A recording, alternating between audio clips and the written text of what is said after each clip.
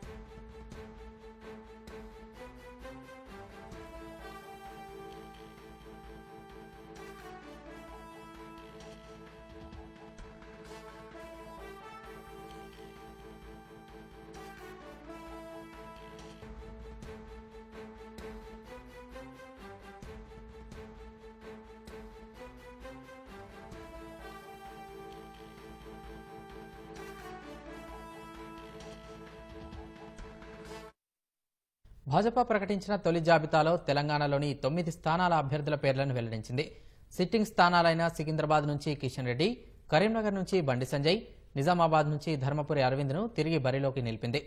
అనూహ్యంగా ఈటెల రాజేందర్ను మల్కాజ్గిరి స్థానంలో పోటీలో నిలిపింది. భరాసా నుంచి పార్టీలో చేరిన బీబీ పాటిల్ను జహీరాబాద్ నుంచి భాజపా అభ్యర్థిగా ప్రకటించింది. అందరూ ఊహించినట్లుగానే భువనగిరి నుంచి బూర నరసయ్య గౌడ్ అభ్యర్థిగా రంగంలోకి నిలిపింది. హైదరాబాద్ డాక్టర్ మాధవిలత, చేవెళ్ల నుంచి కొండా విశ్వేశ్వరరెడ్డి, నాగర్ కర్నూలు నుంచి భరత్ను పోటీలో నిలిపింది. श्री बंडी संजय कुमार, निजामाबाद अरविंद धर्मापुरी, जहीराबाद बीबी पाटिल, मलकजगिरी इटेला राजेंदर, सिकंदराबाद श्री जी किशन रेड्डी, हैदराबाद श्रीमती डॉक्टर माधवी लता, चेलवेल्ला कोंडा विश्वेश्वर रेड्डी जी, नागर कुर्नूल शेड्यूल कास्ट आरक्षित पी भारत, भोंगीर बोरा